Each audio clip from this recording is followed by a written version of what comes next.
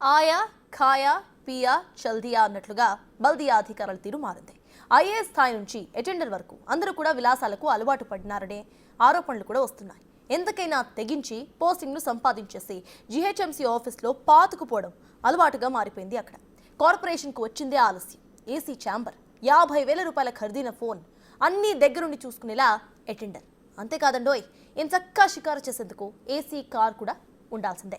50 కిలోమీటర్లు తిరగకపోయినా సరే 100 కిలోమీటర్ల లెక్క చూపించేసి డీజిల్ నొక్కేస్తున్నారు. బల్దియా అధికారుల షికారులపై స్పెషల్ రిపోర్ట్. బల్దియాలో చర్చనీయాంశంగా అధికారుల తీరు. ప్రభుత్వ కార్లను సొంత కార్లుగా వాడుతున్న అధికారులు. కార్పొరేషన్లు దాటి ఇతర జిల్లాల్లోనూ కార్లలో విహారాలు. కార్ల వాడకంలో దుర్వినియోగం అవుతున్నట్లు వార్తలు. భారీగా చలాన్లు రావడంతో బల్దియాలో చర్చ. తక్కువ దూరం చూపించి ఎక్కువ ఛార్జీలతో లెక్కలు. ఇది జీహెచ్ఎంసీ అధికారుల తీరు. ఎలాగైనా అక్కడ పోస్టింగ్ సంపాదిస్తున్న ఉద్యోగులు అక్కడకు వెళ్లాక విలాసవంతమైన జీవితాలకు అలవాటు పడుతున్నారు. అంతేకాదు ఏళ్లుగా అక్కడే తిష్టవేస్తూ ఇతర ప్రదేశాలకు వెళ్లకుండా అందిన కాడికి దోచుకుంటున్నారు. ముఖ్యంగా కార్ల వాడకంలో చాలా మంది దుర్వినియోగానికి పాల్పడినట్లు అభియోగాలొస్తున్నాయి. గ్రేటర్ పరిధిలో తిరగాల్సిన వాహనాలను సొంత పనుల కోసం వాడుకోవడంతో పాటు ఇతర జిల్లాల్లోనూ షికార్లు చేస్తున్న విషయం వెలుగులోకొచ్చింది. ఆయా ప్రాంతాల్లో కార్ల మీద భారీగా చలాన్లు రావడంతో బల్దియాలో చర్చ కొనసాగుతోంది. అంతేకాదు తక్కువ దూరం చూపించి ఎక్కువ ఛార్జీలను లెక్కల్లో చూపిస్తూ అందిన కాడికి దోచుకుంటున్నారు.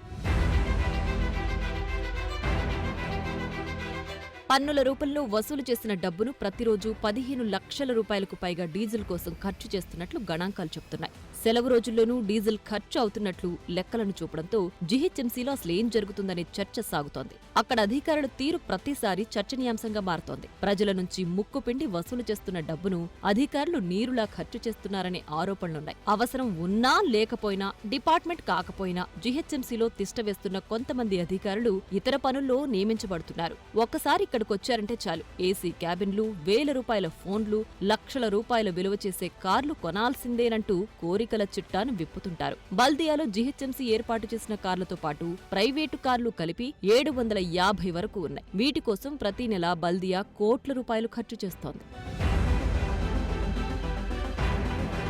జీహెచ్ఎంసీలో ఉన్నతాధికారులకు ఇన్నోవా కార్లు, డిప్యూటీ కమిషనర్లకు స్కార్పియో కార్లు, మెడికల్ ఆఫీసర్లు, జాయింట్ కమిషనర్లకు బొలెరో వాహనాలున్నాయి. ఆయా విభాగాల అధికారులను బట్టి 200 నుంచి 280 లీటర్ల డీజిల్ ప్రతి నెల సమకూరుస్తోంది జీహెచ్ఎంసీ. ఇందులో చాలా మంది ఇంటికి, ఆఫీస్కు మాత్రమే కార్లు ఉపయోగిస్తారు. అందుకోసం రోజు 30 నుంచి 50 కిలోమీటర్ల లోపు మాత్రమే తిరుగుతారు. కానీ 100 కిలోమీటర్ల దూరం తిరిగినట్లుగా డీజిల్ డ్రా చేసుకుంటున్నారనే విషయం వెలుగులోకొచ్చింది. తిరిగిన కిలోమీటర్లను బట్టి కాకుండా ప్రతి నెల వీరికి 280 లీటర్ల డీజిల్ ఇవ్వడంతో అక్రమాలకు ఆస్కారం ఏర్పడుతోందని వాదనుంది. ప్రతి వెహికల్లో ఎన్ని కిలోమీటర్లు తిరిగారు అనే డీటెయిల్స్ సేకరించి అందుకు తగ్గట్టుగా డీజిల్ సమకూర్చాల్సింది. కానీ కొందరు అధికారుల చర్యల కారణంగా సైంటిఫిక్ గా కాకుండా ఇష్టారీతిగా డీజిల్ కూపన్లు జారీ చేస్తున్నారన్న ఆరోపణలున్నాయి. బల్దియా సమకూర్చిన కార్ల సౌకర్యాన్ని కొంతమంది తమ షికారు కోసం ఉపయోగించుకుంటున్నారా అంటే అవుననే మాట వినబడుతోంది.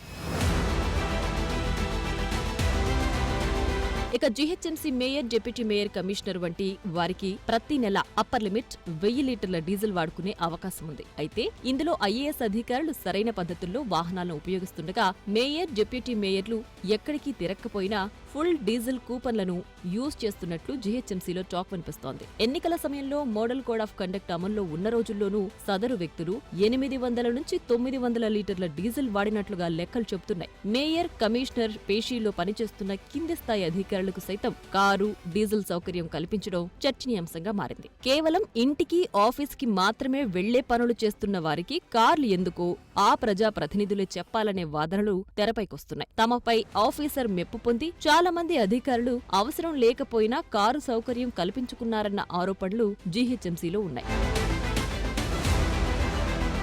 జీహెచ్ఎంసీ పౌరుల సేవల కోసం కేటాయించిన కార్లను కొంతమంది అధికారులు తమ కుటుంబ సేవల కోసం యూజ్ చేస్తున్నారా అంటే అవుననే సమాధానం వినిపిస్తోంది. వారి కార్లపైన వచ్చిన చలాన్లు చూస్తే కంగుతినే విషయాలు వెలుగులోకొస్తున్నాయి. హైదరాబాద్ మాత్రమే అనుకుంటే ఔటర్ రింగ్ రోడ్ దాటి జిల్లాల్లో సైతం తిరిగిన అధికారులు ఉన్నారు. సెలవు దినాల్లోనే కాదు, వర్కింగ్ డేస్ల్లోనూ బయట జిల్లాల్లో కార్లకు over speeding, wrong parking, signal jumping వంటి చలాన్లొచ్చాయంటే పౌరుల సేవల కోసం ఉపయోగించాల్సిన కార్లను అధికారులు తమ కుటుంబ సేవల కోసం ఎలా ఉపయోగిస్తున్నారో అర్థమవుతోంది.